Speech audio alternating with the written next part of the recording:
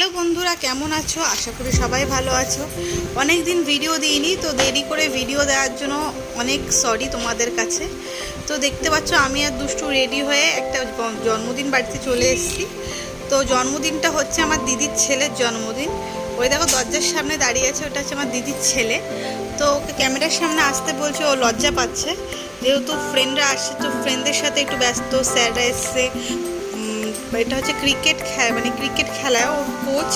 তো ওইখানে ওদের মধ্যে একটু ব্যস্ততা, বুঝতে পারছো, বার্থডে বয় বলে কথা, ব্যস্ততা থাকবেই। আর বম্মা বসেছিল, এটা আমার মেয়ে, এটা হচ্ছে আমার দিদির ভাসুর, সবাই বসে আছে, ও ব্যস্ত, সায়নও ব্যস্ত।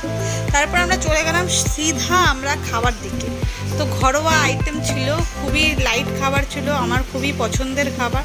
যে কটা আইটেম দিয়েছিল সবই খুবই আমার পছন্দের। তো আমি আর দুষ্টু একই থালায় নিয়ে নিয়েছিলাম, ওকে খাইয়ে দিচ্ছিলাম।